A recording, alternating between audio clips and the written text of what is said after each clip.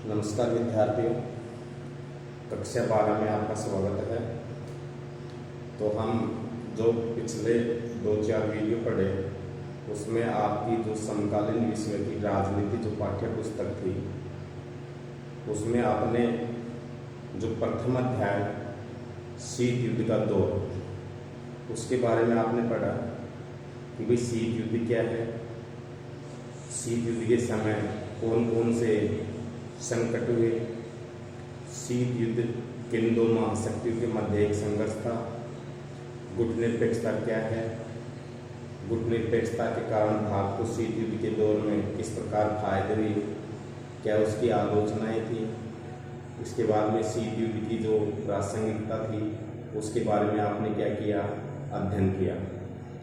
आज हम अगर शीत युद्ध पाठ आपको शीत युद्ध पाठ है जो शीत युद्ध का दौर वो आपको अगर अच्छी तरह से समझ में आ गया तो उसी से ही मिलता जुलता आपका जो अध्याय संख्या 2 है, 2 ध्रुवीयता का अंत। इस अध्याय में अपन पढ़ेंगे कि जैसे शीत युद्ध के समय 2 महाशक्तियों का क्या हुआ, उदय हुआ, सोवियत संघ और संयुक्त राज्य अमेरिका। और सोवियत संघ और संयुक्त राज्य अमेरिका के मध्य जो शक्ति प्रदर्शन, हथियारों की होड़, अर्थव्यवस्था थोपने की होड़ और विश्व में महाशक्ति बनने की जो होड़ थी वो ही शीत युद्ध था। इसके बाद में देखिए, इस शीत युद्ध के बाद में जब विश्व 2 गुटों में विभाजित हो गया, दोनों गुटों का वर्चस्व स्थापित हुआ। इस अध्याय में हम पढ़ेंगे 2 ध्रुवीयता का अंत कि 2 ध्रुवीय जो विश्व था, संयुक्त राज्य अमेरिका और सोवियत संघ रूस। इस अध्याय में हम सोवियत संघ रूस के पतन के बारे में पढ़ेंगे कि किस प्रकार सोवियत संघ का पतन हुआ, सोवियत प्रणाली क्या थी, सोवियत संघ के पतन के कारण क्या थे। इस अध्याय में हम इन्हीं चीज़ों के बारे में क्या करेंगे, अध्ययन करेंगे। तो देखिए, सबसे पहले क्लास 1 अध्याय है आपका 2 और जो अध्याय का नाम है आपका 2 ध्रुवीयता। जो 2 ध्रुवीयता विश्व था, 2 ध्रुवीयता का अंत, 2 ध्रुवीयता का अंत। इस पाठ में अपन पढ़ेंगे कि किस प्रकार शीत युद्ध का क्या हुआ, विघटन, शीत युद्ध की समाप्ति हुई और किस प्रकार सोवियत संघ का क्या हुआ, विघटन हुआ। तो इस अध्याय में अपन इन्हीं चीज़ों के बारे में क्या करेंगे, अध्ययन करेंगे। तो सबसे पहले देखिए, जो पाठ परिचय है इससे मैं आपको परिचित कराता हूँ कि शीत युद्ध के सबसे सरगर्म दौर में बर्लिन की दीवार क्या कर दी गई, खड़ी की गई। इस शीत युद्ध के सबसे चरम बिंदु में, शीत युद्ध के दौर के समय में बर्लिन जो जर्मनी की राजधानी है वहाँ दीवार खड़ी की गई और यह दीवार शीत युद्ध का सबसे बड़ा क्या थी, प्रतीक थी। और 1989 में पूर्वी जर्मनी की आम जनता ने इस दीवार को क्या कर दिया, गिरा दिया। और इस नाटकीय घटना के बाद नाटकीय तथा ऐतिहासिक घटनाक्रम क्या आया, सामने आया और इसकी परिणति दूसरी दुनिया के पतन और शीत युद्ध की क्या हुई, समाप्ति हुई। यानी हम कह सकते हैं कि शीत युद्ध के समय जब संयुक्त राज्य अमेरिका और सोवियत संघ रूस के मध्य या सोवियत संघ के मध्य बर्लिन की दीवार एक प्रकार का विभाजन थी। 1989 में बर्लिन की दीवार क्या कर दी गई, गिरा दी गई। जैसे ही बर्लिन की दीवार गिरी तो 2 ध्रुवीयता का जो विश्व था उसके क्या हुई, शीत युद्ध की समाप्ति हुई और सोवियत संघ का पतन भी यहीं से क्या होता है, शुरू होता है। तो देखिए कि दूसरे विश्व युद्ध के बाद विभाजित हो चुके जर्मनी को अब एकीकरण हो गया। जैसे ही बर्लिन की दीवार गिरी तो जर्मनी का क्या हुआ, एकीकरण हुआ, जो कक्षा 10 में आप पढ़ चुके हो। और देखिए, इस सोवियत संघ के खेमे में शामिल पूरी यूरोप के 8 देशों में से एक एक करके जनता के प्रदर्शन को देखकर अपने साम्यवादी शासन को क्या कर दिया, उन राष्ट्रों ने बदल डाला। और शीत युद्ध के अंत के समय सोवियत संघ को यह चुपचाप देखते रहना पड़ा। ऐसा किसी सैन्य मजबूरी से नहीं बल्कि आम जनता की सामूहिक कार्रवाई से हुआ। सम सोवियत संघ का विघटन हो गया। इस अध्याय में हम चर्चा करेंगे कि दूसरी दुनिया के विघटन का क्या श्रेय है, कि जो दूसरी दुनिया सोवियत संघ था उसके विघटन का अभिप्राय क्या है, उसके सोवियत संघ के विघटन के कारण क्या है और उसके परिणामों की क्या करेंगे, हम चर्चा करेंगे। सोवियत शासन के पतन के बाद दुनिया के इस हिस्से में क्या हुआ, अब इन देशों के बाहर से क्या है, कैसे रिश्ते हैं, इसके बारे में अपन इस अध्याय में क्या करेंगे, अध्ययन करेंगे। तो देखिए, तो सबसे पहले अपन बर्लिन की दीवार की ही बात करते हैं। बर्लिन की दीवार,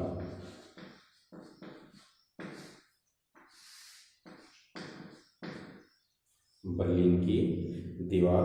तो देखिए, शीत युद्ध के समय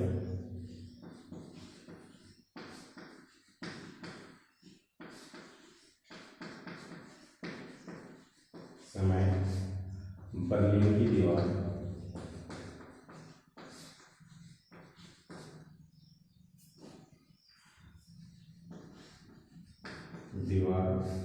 खड़ी की गई।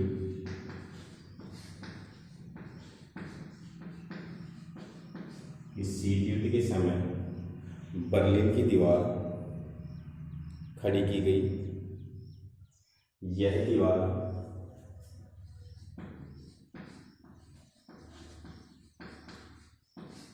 शीत युद्ध का प्रतीक थी। यह दीवार शीत युद्ध का प्रतीक थी। यह दीवार शीत युद्ध का क्या थी, प्रतीक थी। तो हम कह सकते हैं कि बर्लिन की दीवार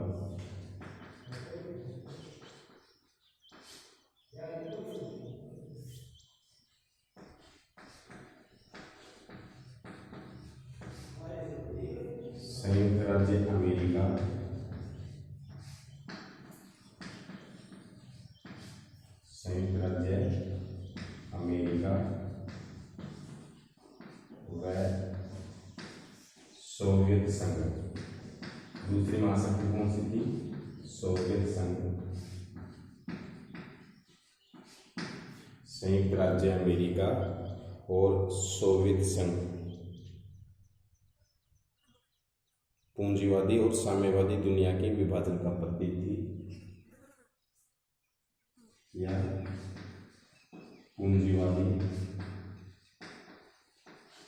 व साम्यवादी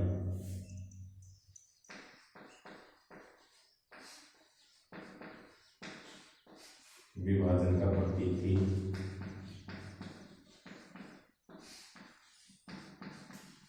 विभाजन का प्रतीक थी।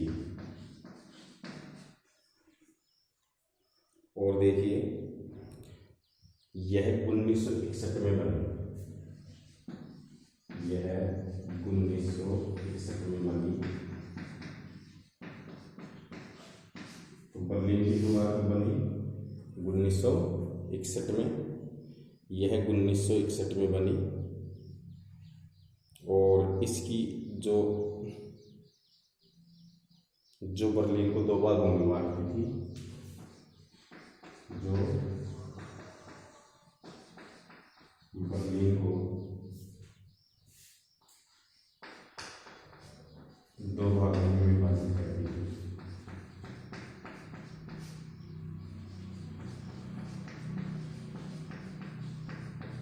जो बर्लिन को दो भागों में विभाजित करती थी।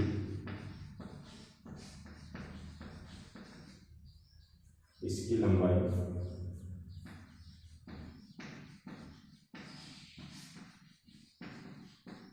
अगर इसकी लंबाई की बात करें तो इसकी लंबाई 150 किलोमीटर से ज़्यादा है।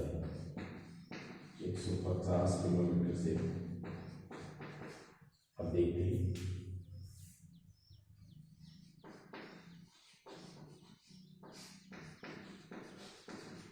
इसकी लंबाई 150 किलोमीटर से भी क्या थी, अधिक थी। इसके बाद देखिए,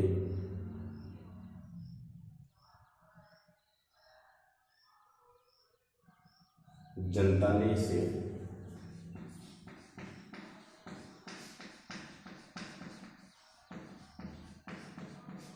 इसे अगर तारीख की बात करते तो 9 नवंबर 1989 में 9 नवंबर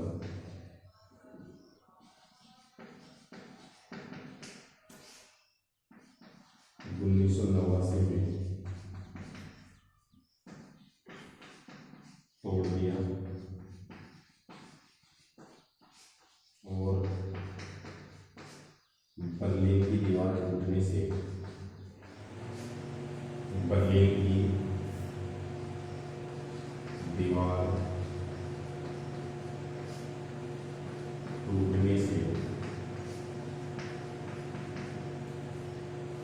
बर्लिन की दीवार टूटने से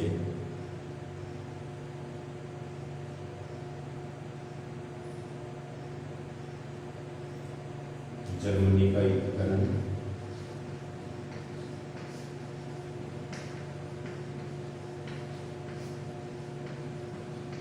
व सोवियत खेमे की समाप्ति हुई।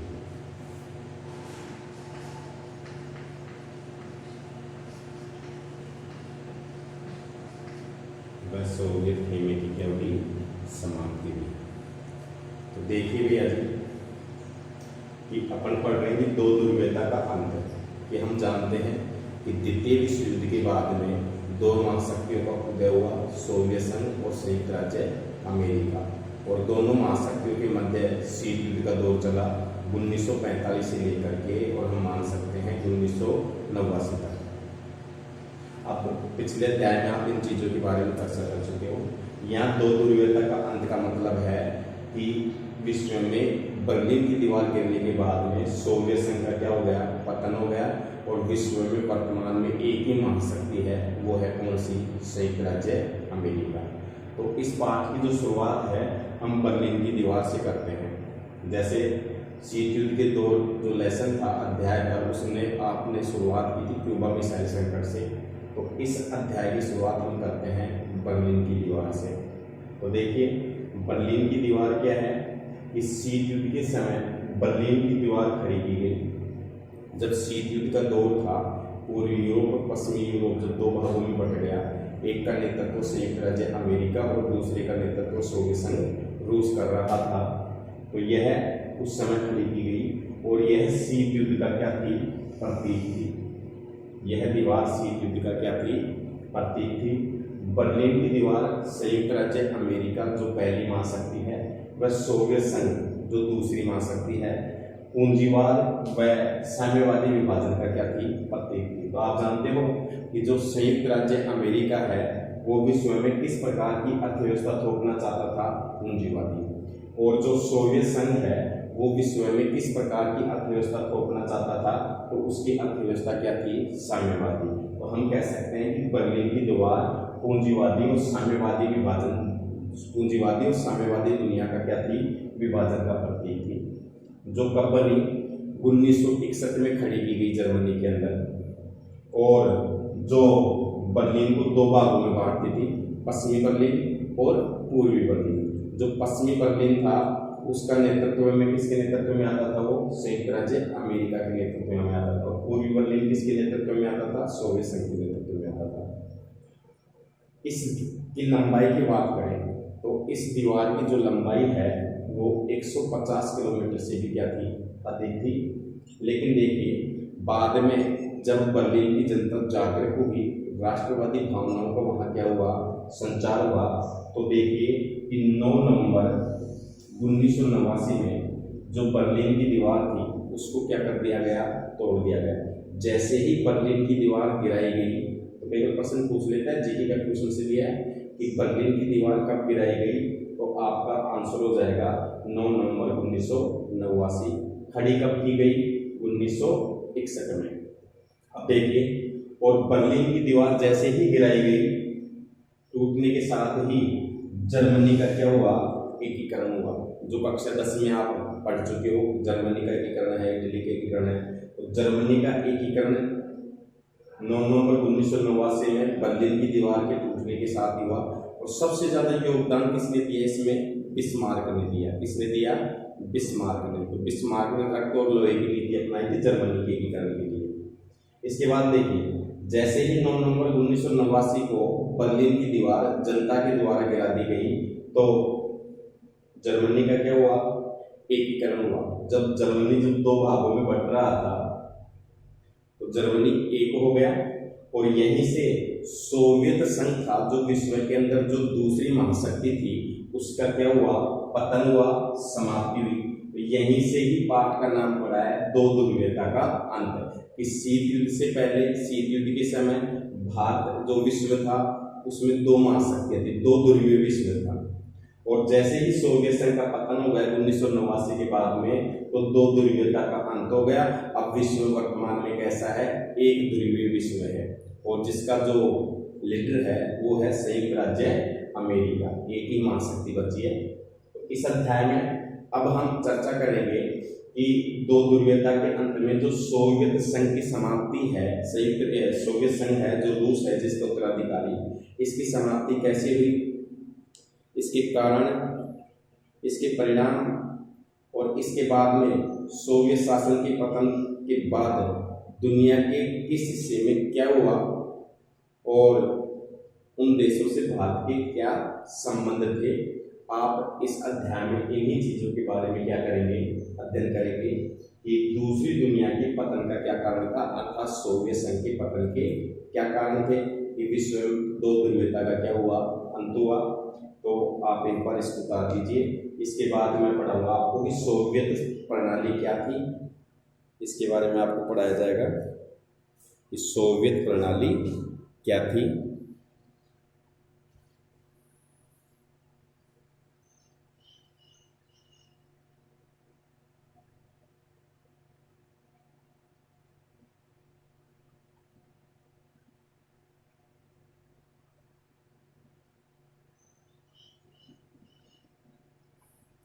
देखिए, तो एक बार आप इसको उतार लीजिए।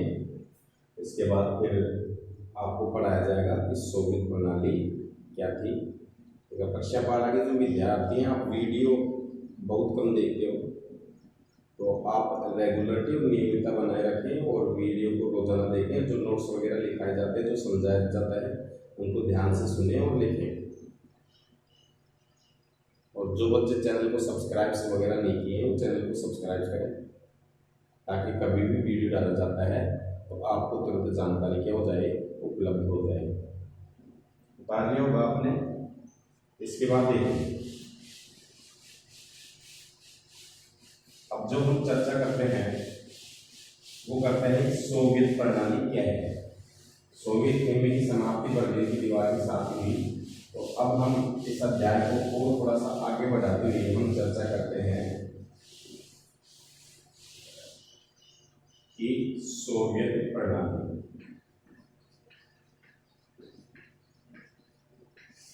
सोवियत प्रणाली क्या है।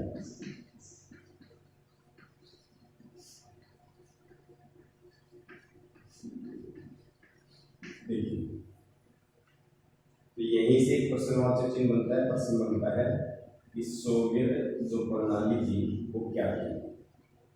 तो इस अध्याय में हम सोवियत संघ के बारे में पढ़ेंगे। सोवियत संघ की जो शासनीय व्यवस्था थी, वहाँ का जो सिस्टम था, प्रबंधन था, वो ही सोवियत प्रणाली थी।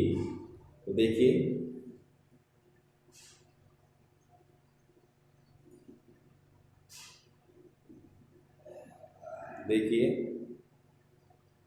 सबसे पहले देखिए, समाजवादी, जिसको अपन साम्यवादी बोलते हैं, समाजवादी सोवियत गणराज्य।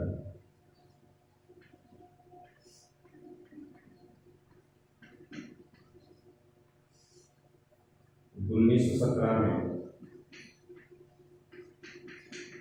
हुई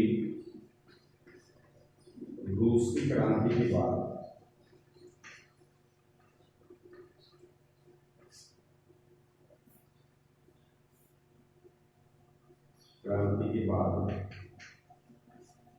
अस्तित्व में आया कि समाजवाद समाजवादी सोवियत गणराज्य 1917 में हुई रूस की क्रांति के बाद अस्तित्व में आया।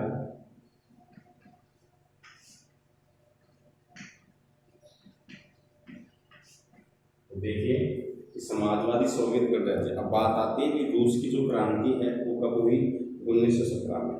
और जैसे ही रूस की क्रांति हुई 1917 में, तो सोवियत गणराज्य की क्या हुई बोलो, स्थापना हुई, जिसको हम बोलते हैं यूएसएसआर।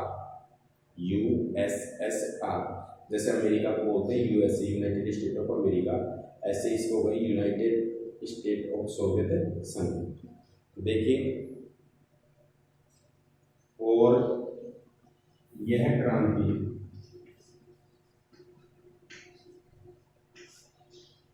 पूंजीवादी दुनिया के विरोध में हुई, पूंजीवाद के विरोध में हुई।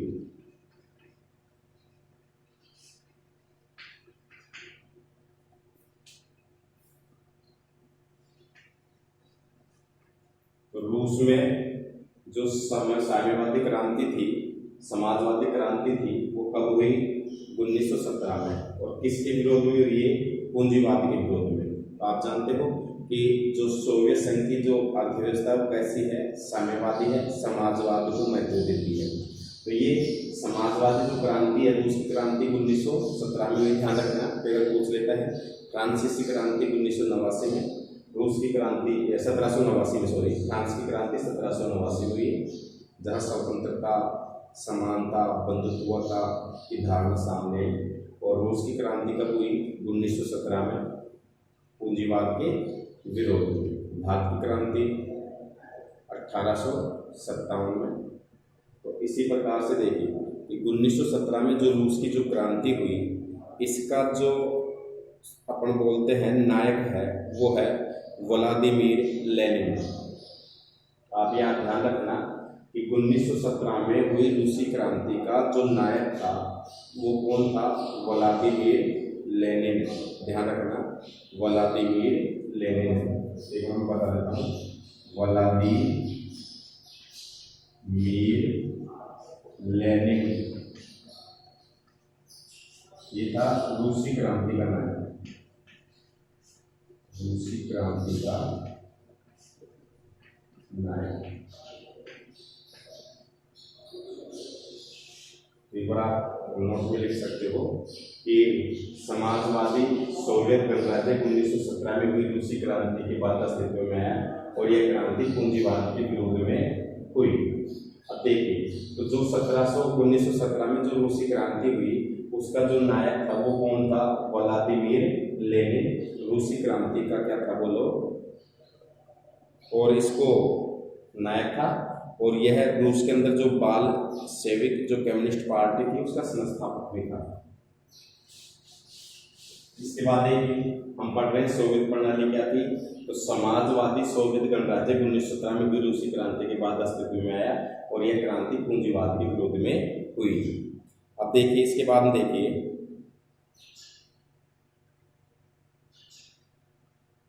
और यह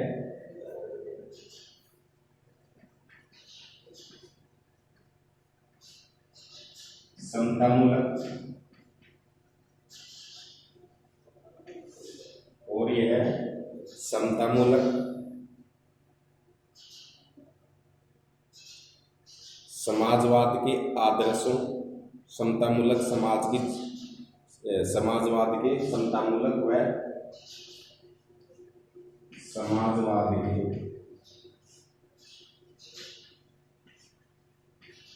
आदर्शों से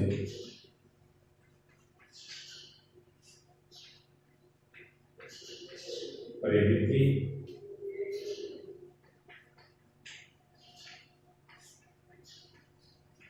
जो रूसी क्रांति थी वो 1917 में हुई, पूंजीवाद के विरोध में हुई, और यह समतामूलक व समाजवाद के आदर्शों से क्या थी, प्रेरित थी। और देखिए,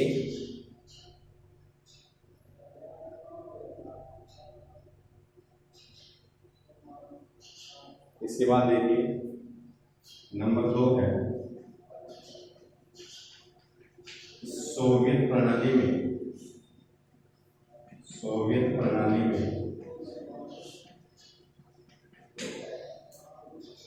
इस सोवियत प्रणाली में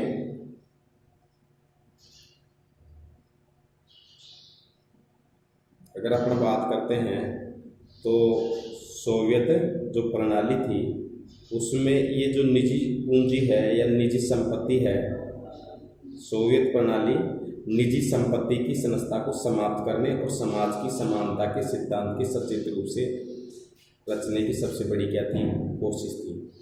सोवियत प्रणाली निजी संपत्ति व संस्था को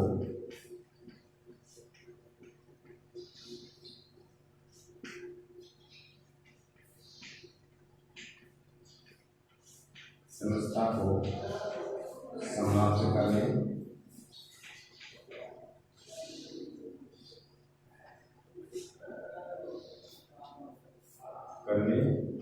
व इस सोवियत प्रणाली में निजी संपत्ति व संस्था को समाप्त करने व इसके बाद अपन बात करते हैं समाप्त करने और समाज को समानता के सिद्धांत पर सचेत रूप से रचने की सबसे बड़ी क्या थी, कोशिश थी। समाज को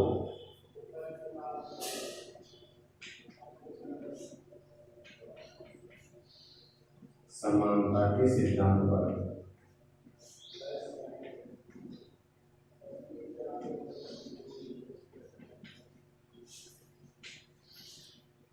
रचने की सबसे बड़ी कोशिश थी।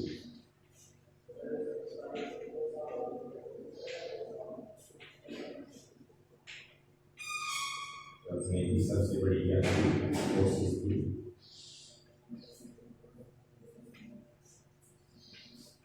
देखिए तो 1917 में रूसी क्रांति के बाद अस्तित्व में हुआ सोवियत गणराज्य। रूसी क्रांति का जो नायक था व्लादिमीर लेनिन था। यह क्रांति पूंजीवाद के विरोध में हुई और यह समतामूलक और समाजवाद के आदर्शों से क्या थी, प्रेरित थी।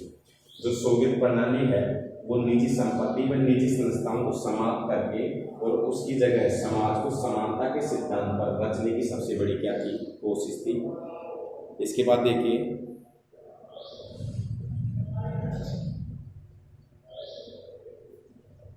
आप एक बार इसको उतार दो। जो तीसरे नंबर है सोवियत प्रणाली, या लिख सकते हैं अपन सोवियत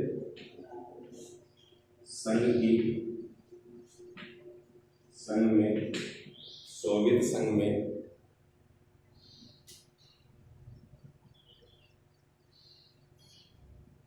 राजनीतिक प्रणाली की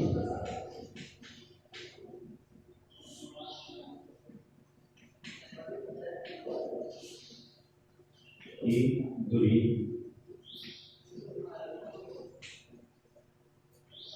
कम्युनिस्ट पार्टी थी।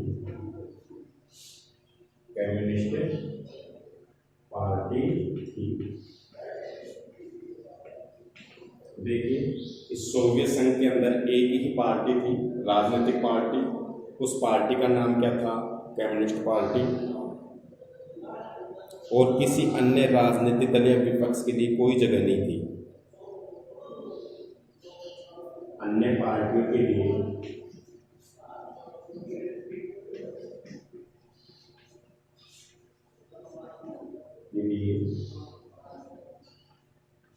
कोई जगह नहीं थी।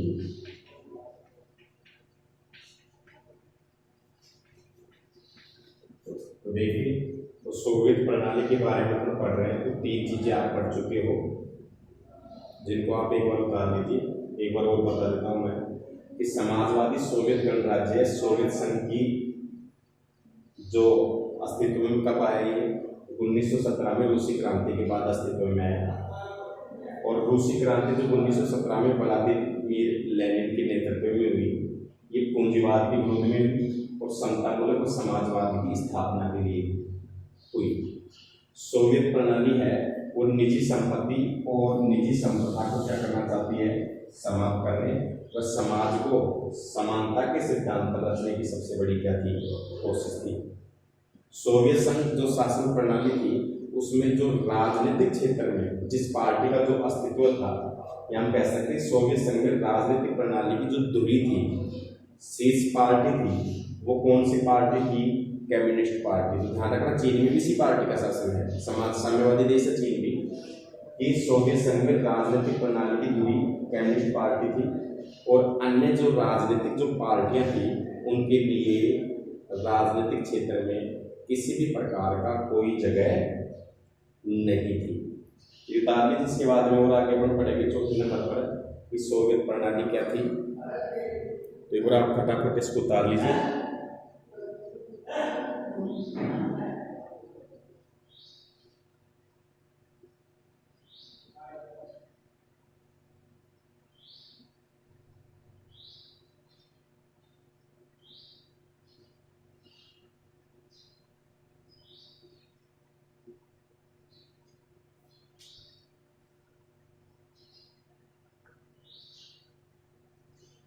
तो इसके बाद देखिए नंबर जो 4 है,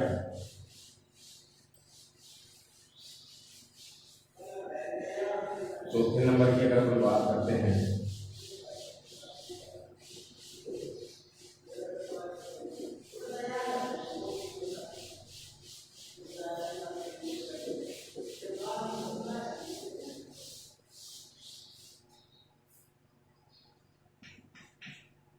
चौथे नंबर की अगर बात करते हैं सोवियत प्रणाली में कि दूसरे विश्व युद्ध के बाद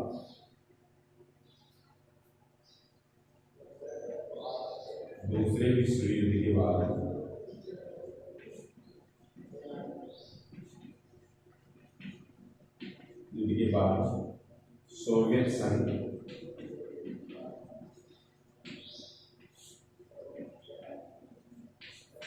महाशक्ति के रूप में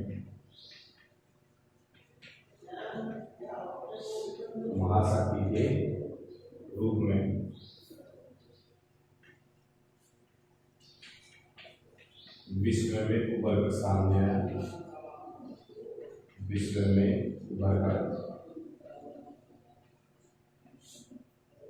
सामने आया।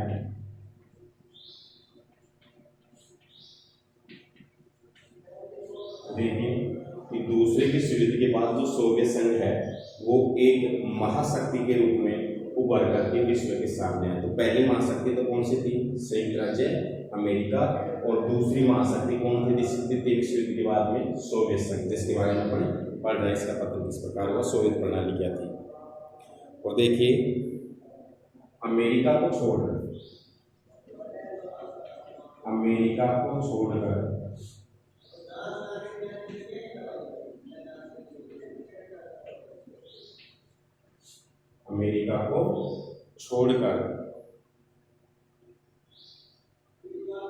सोवियत संघ की अर्थव्यवस्था शेष विश्व की तुलना में कहीं ज्यादा विकसित थी। अमेरिका को छोड़कर सोवियत संघ की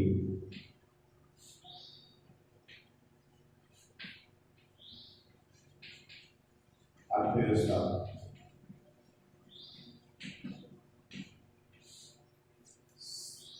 शेष विश्व से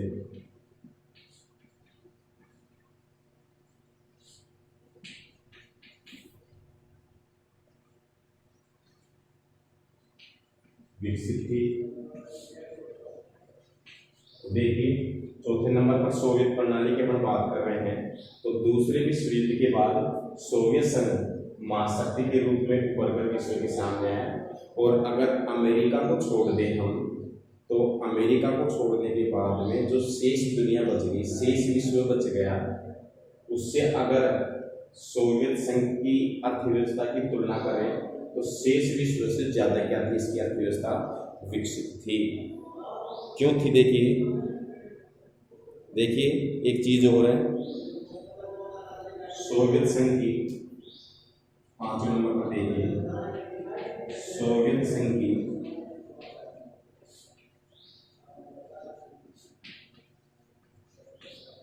जो हम बात करते हैं सोवियत संघ की संचार प्रणाली बहुत उन्नत थी। सोवियत संघ की संचार प्रणाली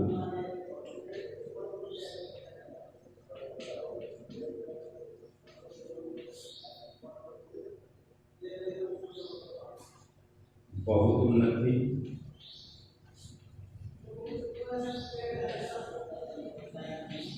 देखिए, जो सोवियत संघ की जो संचार प्रणाली है, संचार का मतलब तो आप जानते हो कि आज आपके पास में मोबाइल है, टेलीफोन है, टीवी है, समाचार पत्र है। आज कोई भी सूचना विश्व में कोई भी, अभी देखिए कल की बात है, जैसे कल जो भारत ने जेवलिन थ्रो के अंदर जो स्वर्ण पदक गोल्ड मेडल जीता टोक्यो ओलंपिक में, अब वो जापान के अंदर हो रहे हैं और वहाँ की सूचना आज हमारे को अखबारों के माध्यम से, टेलीविजन के माध्यम से, इंटरनेट के माध्यम से तुरंत हमारे को पता चल गया। आज भारत में तो प्रौद्योगिक संचार क्षेत्र आज विकसित हो रहा है, लेकिन सोवियत संघ की बात करें तो सोवियत संघ की जो संचार प्रणाली थी वो उसी समय आज भारत में इसी प्रकार से थी, उन्नत थी। इसका एक कारण था कि देखिए, सोवियत संघ के पास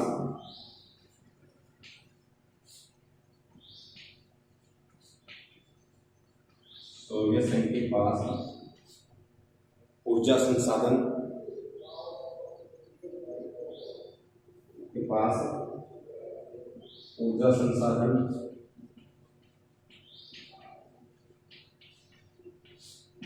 सोवियत संघ के पास ऊर्जा संसाधन, खनिज तेल,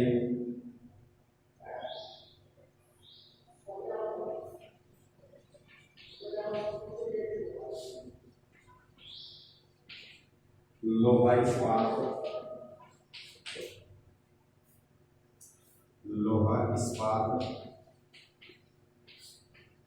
सोवियत संघ के पास बड़े पैमाने पर ऊर्जा संसाधन, खनिज तेल, लोहा इस्पात, मशीनरी उत्पाद,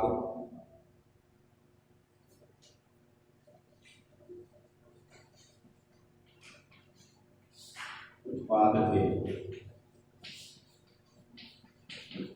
देखिए, सोवियत संघ की संचार प्रणाली बहुत ही क्या थी, उन्नत थी, और उस समय सोवियत संघ के पास विशाल ऊर्जा के क्या थे, भंडार थे। इसमें ऊर्जा संसाधन आप जानते हो, जिसमें परमाणु है, कोयला है, पेट्रोल है, खनिज तेल है, लोहा इस्पात है, इसके प्रचुर क्या थे, भंडार थे, मशीनरी आदि विशाल मात्रा में इनके पास में क्या थे, उत्पाद थे। इसके बाद में हम बात करते हैं और देखिए,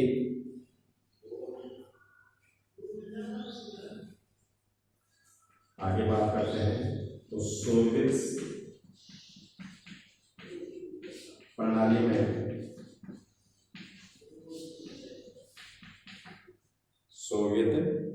प्रणाली में आवागमन की व्यवस्था,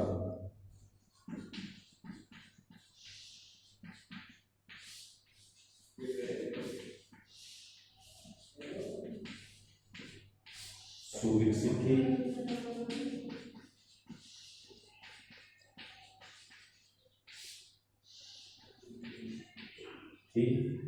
इस सोवियत प्रणाली में जो परिवहन और जो आवागमन की व्यवस्था थी वो कैसी थी, सुविकसित थी।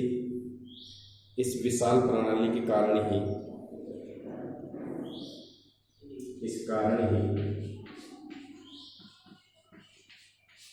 दूर दराज के इलाके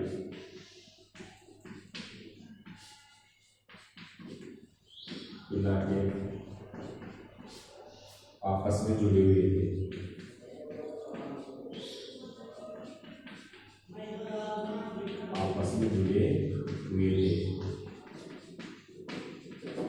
दूर दराज के इलाके आपस में जुड़े हुए थे। अगर अपन आगे बात करते हैं तो सोवियत प्रणाली का जो परिवहन तंत्र था वो भी इतना सुदृढ़ था कि इतना सुविकसित था कि दूर दराज के इलाके भी एक दूसरे से संपर्क में थे, एक दूसरे से क्या थे, जुड़े हुए थे। और देखिए,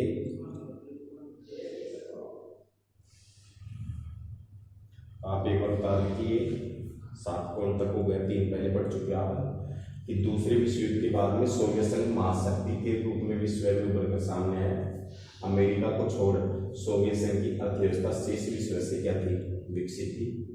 सोवियत संघ की जो संचार प्रणाली क्या थी, बोलो, बहुत उन्नत थी। सोवियत संघ के पास विशाल ऊर्जा के क्या थे, भंडार थे, खनिज तेल है, लोहा इस्पात है, मशीनरी उत्पाद थे। इसी कारण सोवियत प्रणाली में आवागमन की व्यवस्था भी विकसित थी। इसी कारण दूर दराज के इलाके भी आपस में क्या थे, जुड़े हुए थे। इसके बाद देखिए और है, आप एक बार उतारो इसको।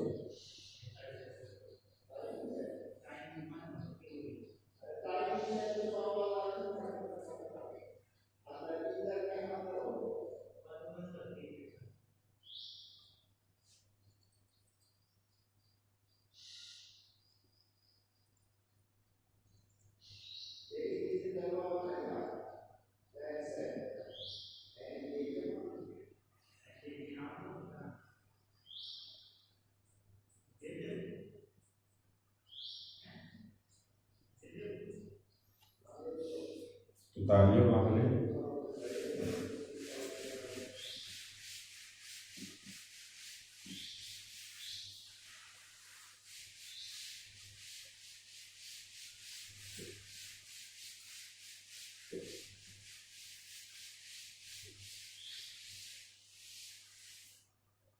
सवाल नंबर 8 देखिए कि हम बात करते हैं कि सोवियत संघ का घरेलू उपभोक्ता उद्योग भी उन्नत था। सोवियत संघ का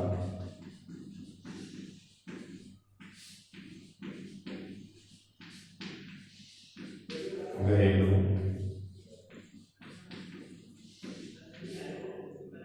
उपभोक्ता उद्योग भी उन्नत था। उद्योग भी उन्नत था।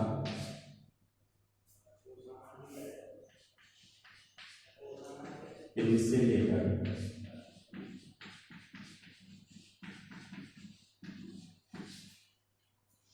लेकर और कार तक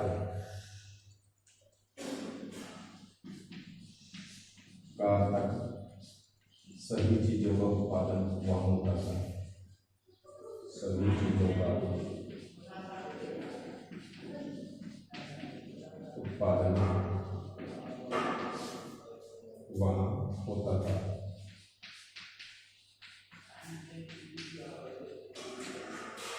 तो देखिए, तो सोवियत प्रणाली में ही हम पढ़ रहे हैं कि सोवियत संघ का जो घरेलू उपभोक्ता जो उद्योग था वो भी कितना उन्नत था कि पेन से लेकर के कार तक, पेन से लेकर के कार तक, कहने का मतलब छोटी से छोटी चीज से लेकर के और बड़ी बड़ी चीजों तक का उत्पादन वहाँ घरेलू स्तर पर होता था। इसी कारण से जो सोवियत संघ की जो अर्थव्यवस्था थी शेष अमेरिका को छोड़कर शेष विश्व की तुलना में कहीं ज्यादा क्या थी, विकसित थी। और महाशक्ति बनने के पीछे भी यही कारण थे। इसके बाद में देखिए कि जो 90 नंबर पर पढ़ेंगे तो इसमें देखिए बेटे कि सोवियत संघ की सरकार ने अपने सभी नागरिकों के लिए, सोवियत संघ की सरकार ने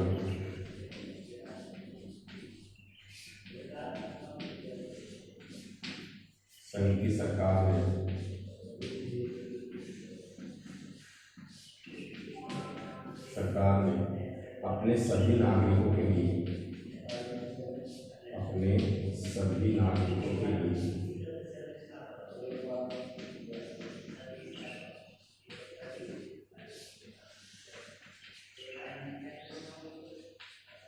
देखिए इस सोवियत संघ की सरकार ने अपने सभी नागरिकों के लिए एक न्यूनतम जीवन स्तर, एक न्यूनतम जीवन स्तर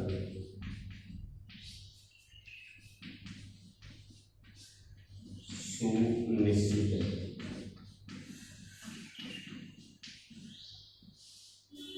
कर रखा था।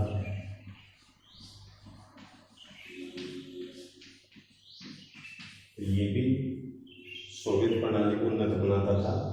इस सोवियत संघ में या सोवियत संघ की जो सरकार थी उसने अपने सभी नागरिकों के लिए एक न्यूनतम जीवन सुनिश्चित कर रखा था। न्यूनतम जीवन, जो जीवन जीने के लिए जो मूलभूत आवश्यकताएं हैं रोटी है, कपड़ा है, मकान है, जैसे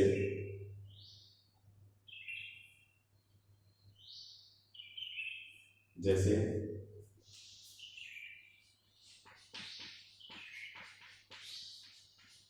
चिकित्सा, शिक्षा, आवास, भोजन, चिकित्सा है, शिक्षा है, आवास है, भोजन है,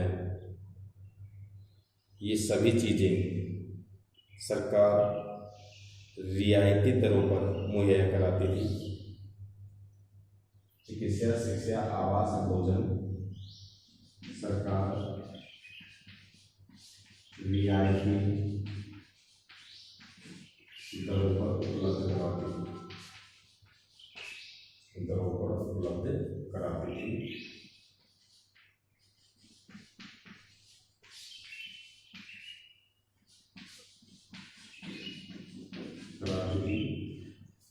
देखिए, तो इसी प्रकार से जो सोवियत संघ की जो सरकार है उसने अपने नागरिकों के लिए एक न्यूनतम जीवन स्तर सुनिश्चित कर रखा था कि कोई भी गरीब नहीं रहे, कोई भी भूखा नहीं रहे, कोई बेमकान नहीं रहे। तो इसके लिए चिकित्सा है, शिक्षा है, आवास है, भोजन है, ये सब चीज़ें सरकार है रियायती दरों पर उपलब्ध कराती थी, यानी सस्ती दरों पर क्या कराती, उपलब्ध कराती थी, ताकि प्रत्येक व्यक्ति को अपना जो न्यूनतम जीवन स्तर है वो जी सके। इसके बाद देखिए बेरोजगारी नहीं थी, बेरोजगारी नहीं थी, ये सबसे बड़ा प्लस पॉइंट था सोवियत प्रणाली के लिए कि वहां पर बेरोजगारी बिल्कुल नहीं थी।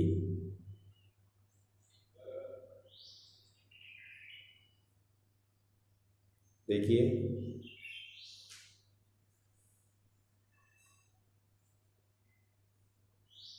भूमि है और अन्य उत्पादक संपदाओं पर स्वामित्व होने के अलावा नियंत्रण भी राज्य का ही होता था।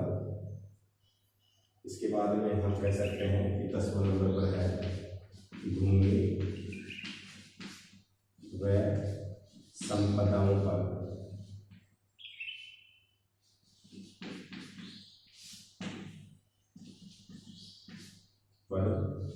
राज्य का नियंत्रण होता था, राज्य का नियंत्रण व स्वामित्व होता था।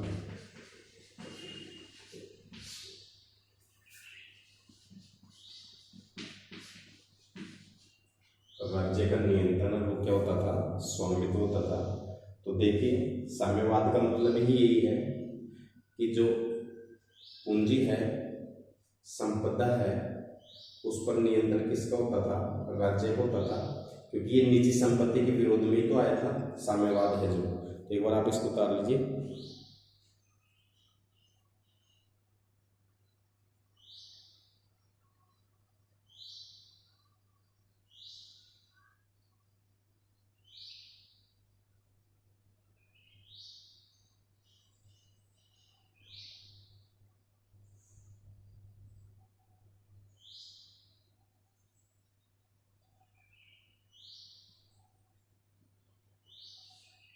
देखो फटाफट आप इसको उतारो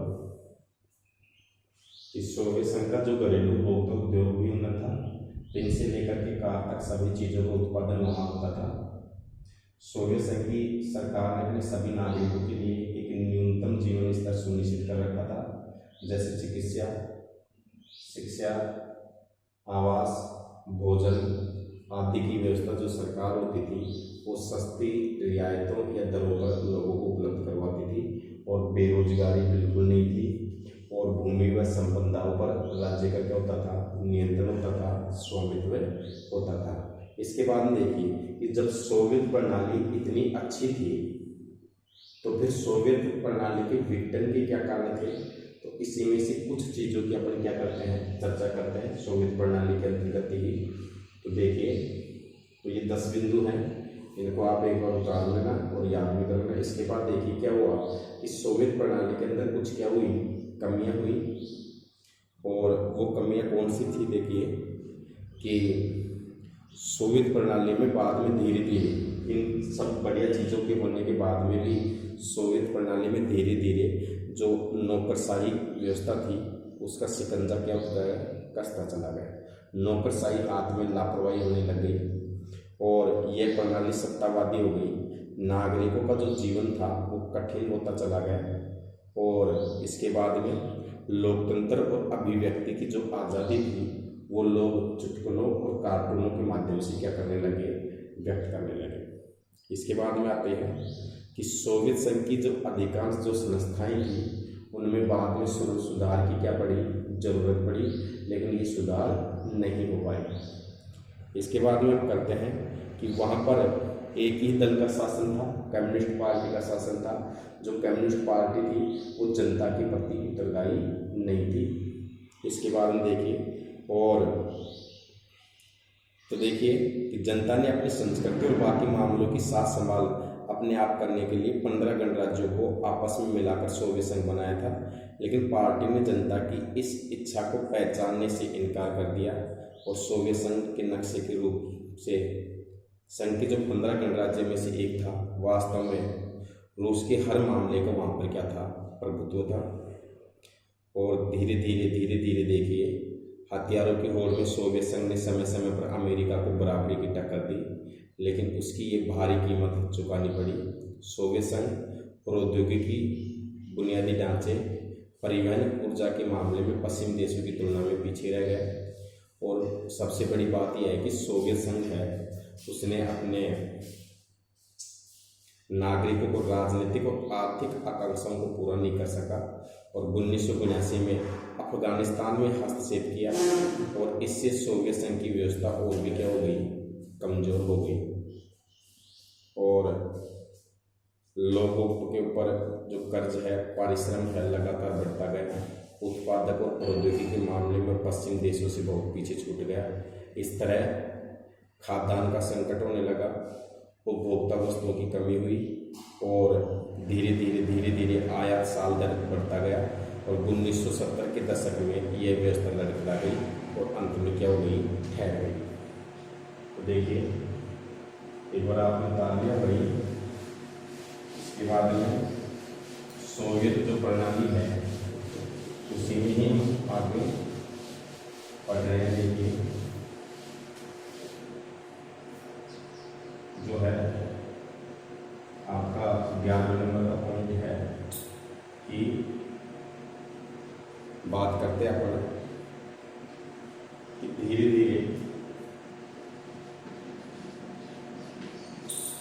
धीरे सोवियत प्रणाली पर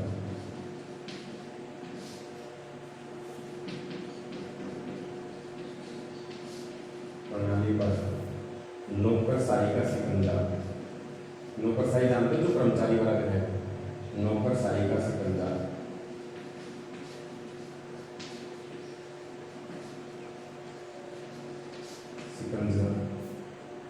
कसता चला गया।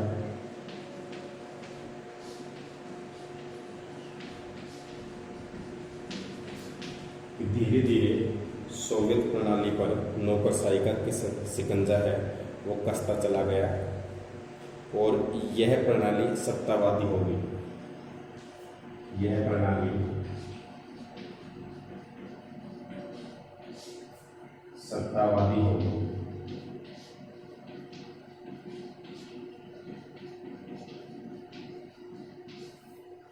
लोगों का जीवन स्तर,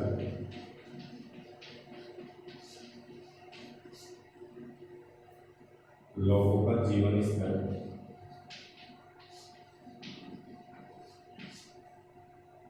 लोगों का जो जीवन स्तर है वो कठिन होने लगा।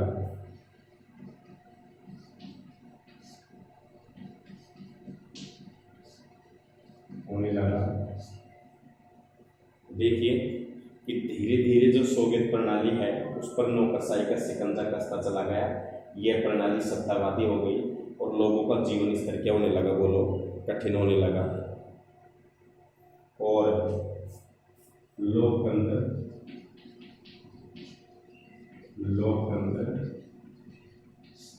व अभिव्यक्ति की आजादी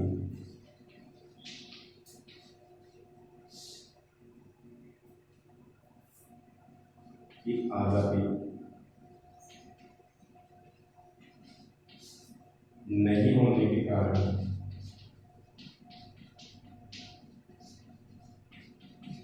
होने के कारण लोग अपना विरोध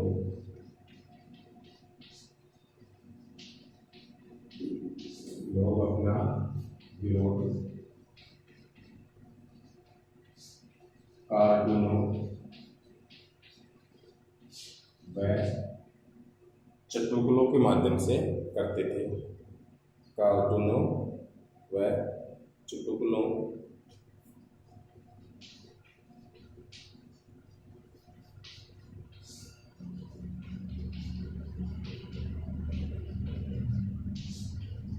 माध्यम से करते थे।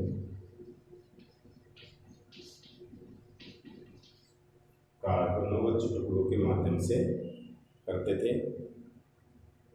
और देखिए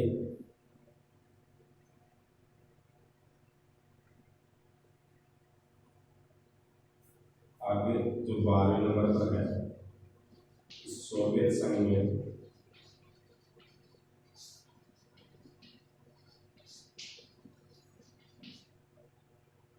एक ही पार्टी का शासन था, एक ही पार्टी, कम्युनिस्ट।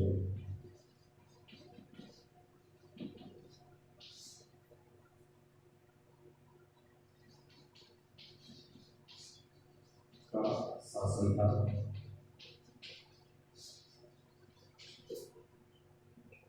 सोवियत संघ में एक पार्टी, कम्युनिस्ट पार्टी का क्या था, शासन था। और इस दल का सभी संस्थाओं पर गहरा अंकुश था। इस पार्टी का सभी संस्थाओं पर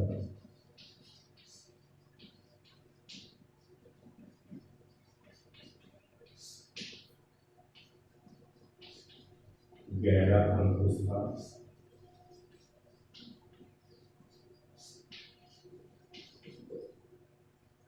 देखिए इस सोवियत संघ में एक ही पार्टी, कम्युनिस्ट पार्टी का क्या था, शासन था। इस पार्टी का सभी संस्थाओं पर गहरा क्या था, अंकुश था। और यह जनता के प्रति उत्तरदायी नहीं थी। यह जनता के प्रति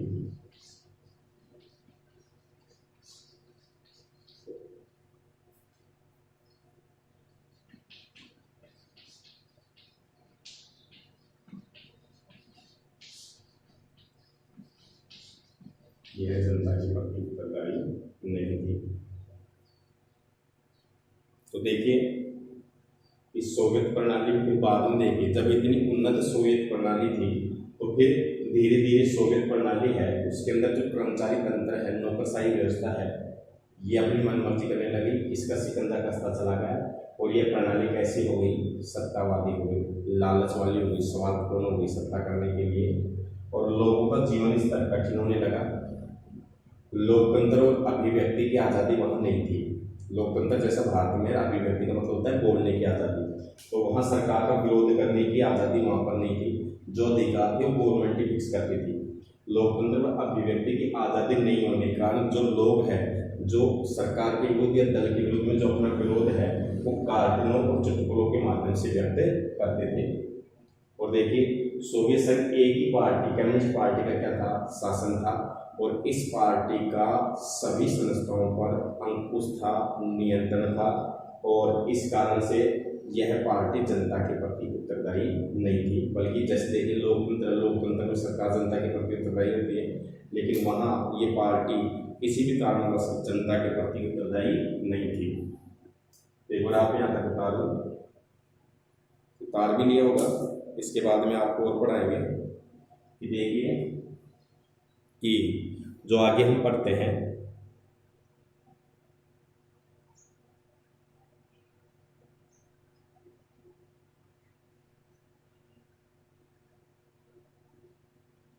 फटाफट आप एक बार इसको उतारो।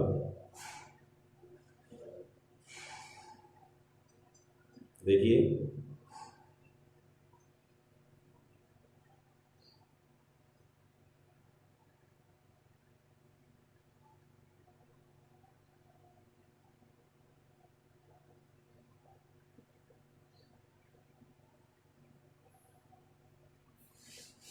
इसके बाद देखिए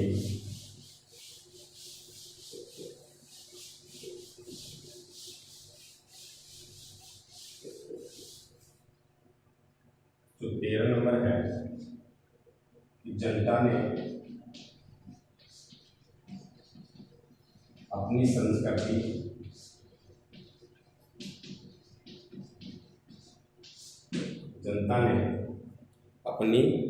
संस्कृति और बाकी मामलों की साज संभाल अपने आप करने के लिए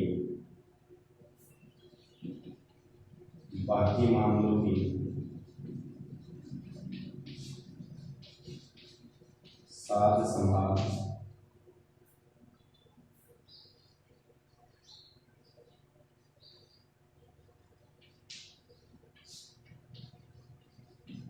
करने के लिए 15 गणराज्यों का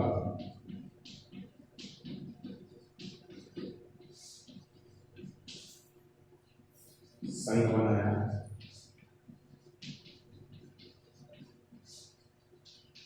जो सोवियत संघ कहा जाता है।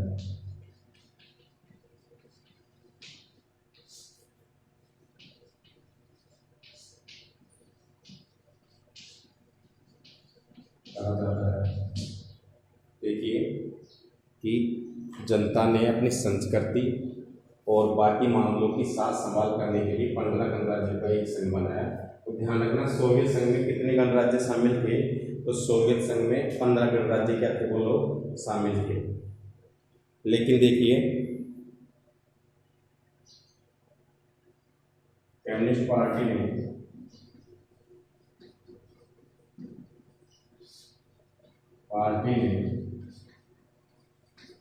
तो वहाँ की तो कम्युनिस्ट पार्टी की राजनीतिक दल था, कम्युनिस्ट पार्टी ने जनता की इस इच्छा को पहचानने से इनकार कर दिया। जनता की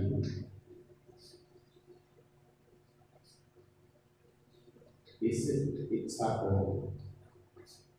पहचानने से इनकार कर दिया। पहचानने से इनकार कर दिया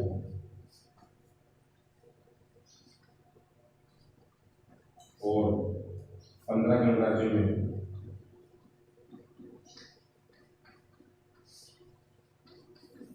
रूस का वर्चस्व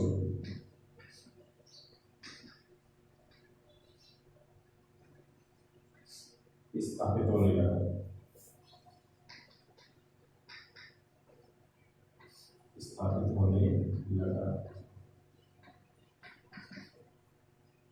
इसके बाद देखिए रूस का वर्चस्व स्थापित होने लगा। देखिए कि जनता ने अपनी संस्कृति और बाकी मामलों की साथ संभाल करने के लिए 15 गणराज्यों का एक संघ बनाया, जो सोवियत संघ के नाम से जाना जाता है। कम्युनिस्ट पार्टी ने जनता के इस सामूहिक संघ को पहचानने से इनकार कर दिया और 15 गणराज्यों में रूस का वर्चस्व स्थापित होने लगा और जनता अक्सर उपेक्षित और दमित महसूस करती थी। इसके बाद देखिए हथियारों की होड़।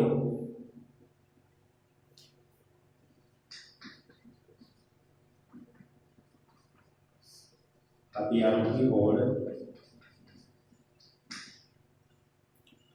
की होड़ में सोवियत संघ ने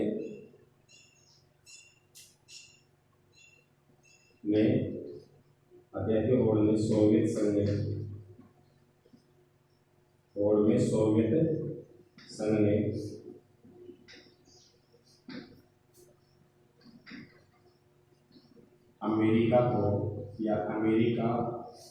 हथियारों की होड़ में सोवियत संघ ने अमेरिका को बराबर की टक्कर देने की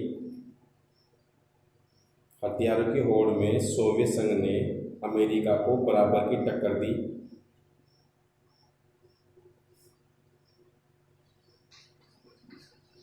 बराबर टक्कर दी,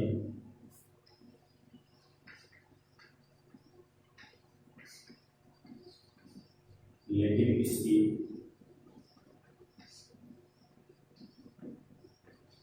भारी कीमत चुकानी पड़ी, भारी कीमत चुकानी पड़ी,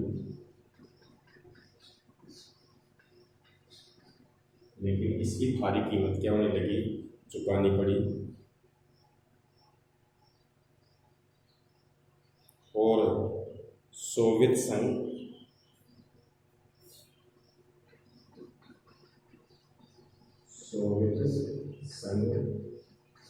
ऊर्जा, सोवियत संघ है ये ऊर्जा प्रौद्योगिकी, परिवहन, ऊर्जा प्रौद्योगिकी, परिवहन आदि की तुलना में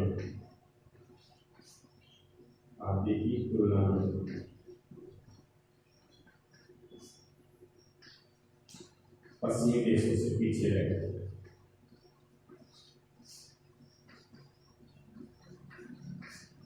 पश्चिमी देशों से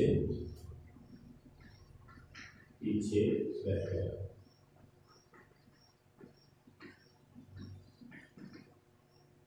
देखिए, तो जनता ने अपनी संस्कृति और बाकी मामलों की साथ संभाल करने के लिए 15 गणराज्यों का एक संघ बनाया, जो सोवियत संघ कहा जाता है। कम्युनिस्ट पार्टी ने जनता की इस इच्छा को पहचानने से इनकार कर दिया। जनता अपने आप को दमित और एक प्रकार से उपेक्षित महसूस करने लगी और 15 गणराज्यों में रूस का वर्चस्व स्थापित होने लगा। हथियारों के होड़ में सोवियत संघ ने अमेरिका को बराबर की टक्कर दी, लेकिन इसकी उसको भारी कीमत चुकानी पड़ी। सोवियत संघ ऊर्जा प्रौद्योगिकी, परिवहन आदि की तुलना में पश्चिमी देशों से पीछे रहने लगा। इसके बाद देखिए, वह अपने नागरिकों की राजनीतिक और आर्थिक आकांक्षाओं को पूरा नहीं कर सका। इसके बाद देखिए, 15 नंबर पर है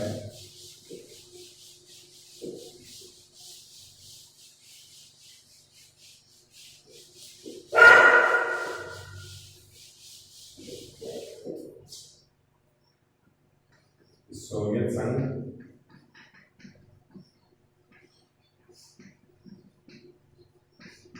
अपने नागरिकों की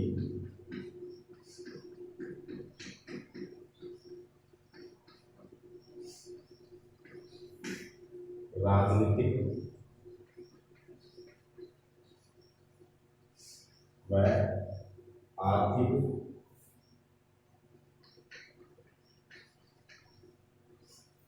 आकांक्षाओं को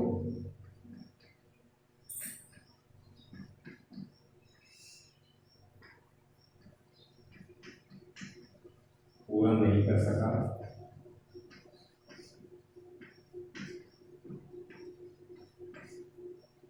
सोवियत संघ अपने नागरिकों की राजनीतिक व आर्थिक आकांक्षाओं को पूरा नहीं कर सका और 1979 में अफगानिस्तान में हस्तक्षेप किया। ये ध्यान रखना, 1979 में अफगानिस्तान में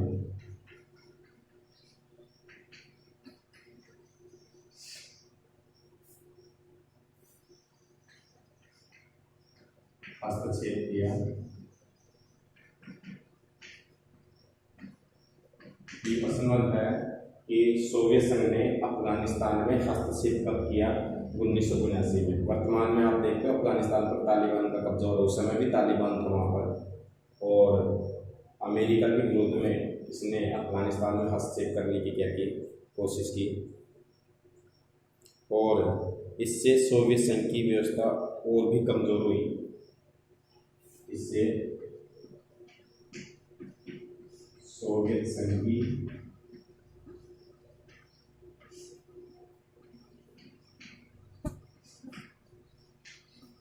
अर्थव्यवस्था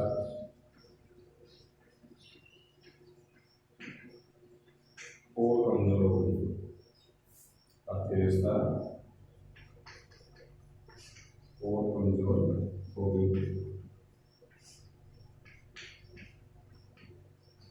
इससे जो सोवियत संघ की अर्थव्यवस्था है, अफगानिस्तान में सोवियत संघ के हस्तक्षेप करने से, हथियारों की होड़ के कारण, वहाँ के लोगों का राजनीतिक आर्थिक आकांक्षों को पूरा नहीं कर पाने के कारण इसकी जो अर्थव्यवस्था है वो कैसी हो गई, कमजोर हो गई।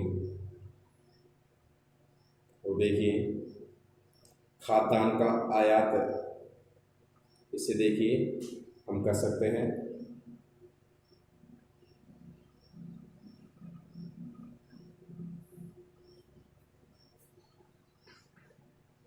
सोवियत संघ के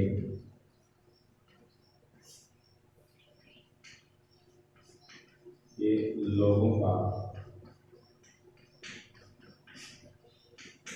पारिश्रम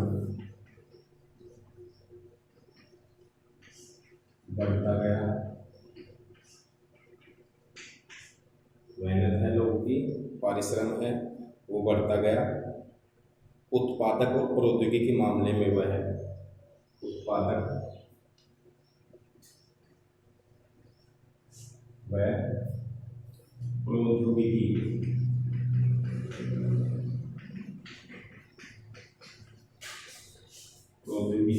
के मामले में सोवियत संघ से पीछे रहे। प्रौद्योगिकी मामले में पश्चिमी देशों से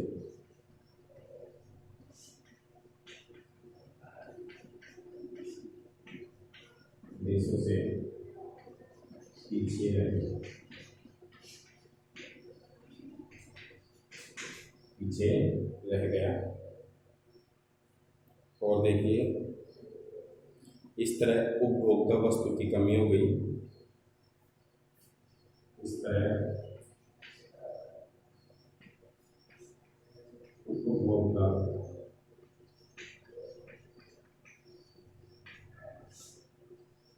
वस्तु की कमी हुई,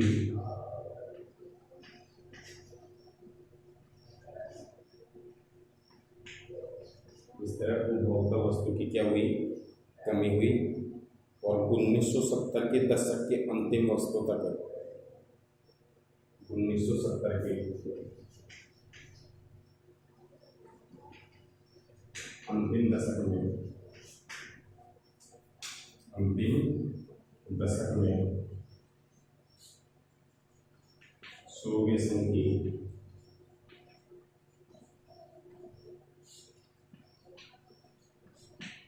व्यवस्था लड़खड़ा गई है। तो ये थी सोवियत प्रणाली। तो देखिए कि सोवियत संघ ने अपने नागरिकों की राजनीतिक व आर्थिक आकांक्षाओं को पूरा नहीं कर सका।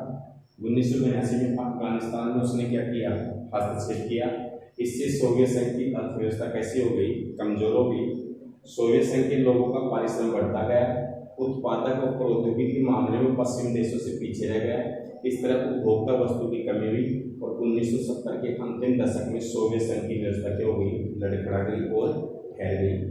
तो ये थी सोवियत प्रणाली जो मैंने आपको लिखाया और समझाया। इसके बाद में जो एक क्वेश्चन है कि दूसरी दुनिया के देश किसे कहा जाता है, तो इसके बारे में हम जो नेक्स्ट वीडियो है, अपना अगला वीडियो है, उसमें अपन पढ़ेंगे कि दूसरी दुनिया के देश कौन कौन से हैं। और फिर सोवियत संघ के जो विघटन का कारण है, पतन का कारण है, वो क्या रहा, इसके बारे में अपन क्या करेंगे, अध्ययन करेंगे। तो इस प्रकार से आज आपने पढ़ा बर्लिन की दीवार किस प्रकार से शीत युद्ध के दौर में विभाजन का क्या थी, प्रतीक थी, दो दुनिया को दो भागों में बांट रखी थी। उसके बाद में 1989 था, उसमें बर्लिन की दीवार गिराई गई, जर्मनी का एकीकरण हुआ और सोवियत संघ का पतन हुआ। उसके बाद में फिर सोवियत प्रणाली क्या थी, इसके बारे में आपने अध्ययन किया। आगे के जो वीडियो हैं आप रेगुलरिटी बनाए रखें, नियमितता से देखें, तो आपको जरूर समझ में आएगा। कर लिया इसको तो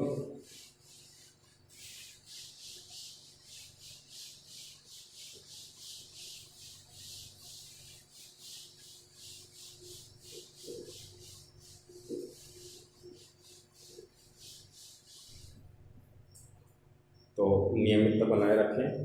धन्यवाद।